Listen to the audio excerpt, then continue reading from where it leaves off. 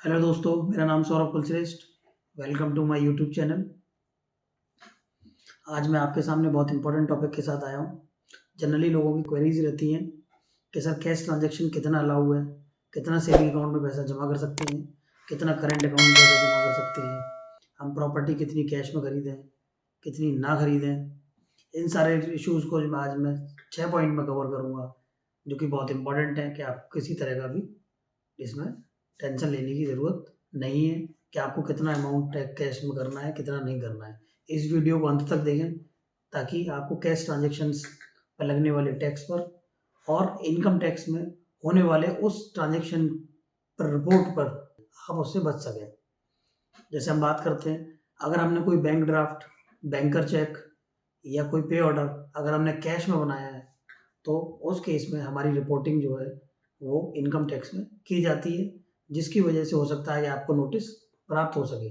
पहला point, banker check, पे order और हमारे ये भी जो भी कैश में परचेज करें वो 10 लाख और उससे ज़्यादा अगर होंगे साल में, तो आपको को नोटिस मिल सकता है।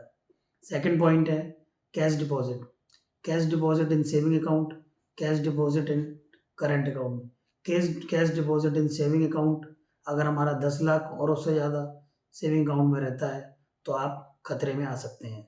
और करंट अकाउंट में अगर आप 50 लाख रुपए और उससे ज़्यादा इन फाइनेंशियल ईयर जमा करते हैं, फिर भी आप खतरे में आ सकते हैं। इसका मतलब करंट अकाउंट में डिपॉजिट और विड्रॉल्स, इन केसेस में आप 50 लाख और उससे ज़्यादा अगर जाते हैं तो आपको इनकम टैक्स का नोटिस प्राप्त हो सकता है और उसका आपको अननेसेसरी प्रॉब्लम में आ सकते हैं।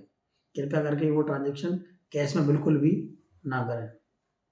तो 2 पॉइंट क्लियर हो गए। अब तीसरा पॉइंट हमारा है टाइम डिपॉजिट्स। हम लोग एफडीज कराते हैं, तो एफडी में हम कैश में एफडी करा देते हैं। तो वो सारी चीज़ें जो हैं, एफडी जो हम कराएंगे टाइम डिपॉजिट्स की, उसमें केवल हम जो कराएंगे वो रिन्यूअल वाली एफडीज को इंक्लूड नहीं करेंगे।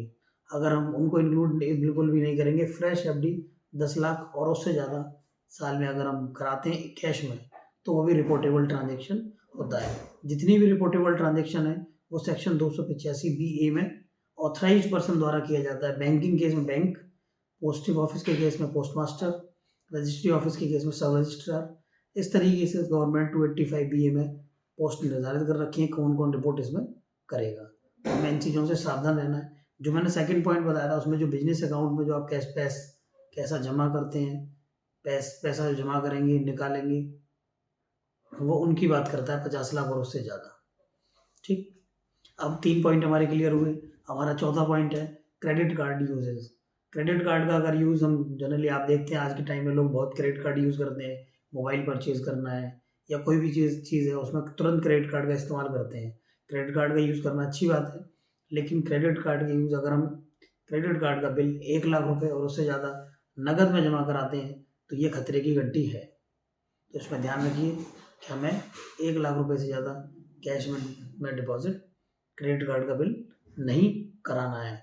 और अगर हम किसी और मोड में कराते हैं कैश के अलावा, नेफ्ट, एनईएफटी, ई पेमेंट, आरटीजीएस या किसी भी और चेक के थ्रू, तो उस केस में याद रखना है कि हमारा साल का जो एग्रीगेट टर्नओवर है, एग्रीगेट क्रेडिट कार्ड का पेमेंट है, वो 10 लाख रुपए और उससे ज़्यादा ना हो। अब बात करते हैं प्रॉपर्टी की। प्रॉपर्टी भी रिपोर्टेबल होती है, जिसका रिपोर्ट सब रजिस्ट्रार करता है। वो ट्रांजेक्शन के केस में क्या, इमूवेबल प्रॉपर्टी परचेज हो, सोल्ड हो, वो हमारी अगर 10 लाख रुपए से ज़्यादा की है तो सब रजिस्ट्रार उसको इनकम टैक्स में रिपोर्ट ज़रूर करेगा। और या सेकंड कंडीशन इसी प्रॉपर्टी में या स्टाम्प ड्यूटी वैल्यू इस प्रॉपर्टी की 30 लाख रुपए है तो उसको वो रिपोर्ट करेगा। तो कैश में हमें ट्रांजेक्शन बिल्कुल भी नहीं करना है। तो हमारे 5 पॉइंट हो गए।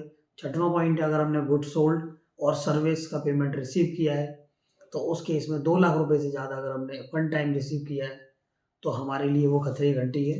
वो 100% इनकम टैक्स में रिपोर्ट किया जाएगा।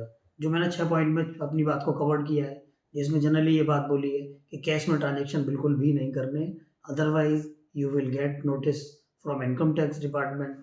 तो प्लीज़ इन चीज़ों का ध्यान रखिएगा। क्रेडिट कार्ड का यूज़ हिसाब से करिएगा। Cash deposit, withdrawals, saving accounts, business accounts, उनमें हिसाब से करिएगा। जो मैंने लिमिट्स बताई हैं उसका ध्यान रखिएगा। प्रॉपर्टी आप जो परचेज़ करें उसमें कैश में बिल्कुल भी ट्रांजैक्शन ना करें। बैंकर चेक, पे ऑर्डर, बैंक ड्राफ्ट ये कैश में बिल्कुल भी बनवाने की कोशिश ना करें। तो आशा करता हूँ आपको ये वीडियो अच्छा लगा होगा। वीडियो अच्छा लगा हो तो लाइक करें, शेयर करें और सब्सक्राइब करना ना भूलें। धन्यवाद।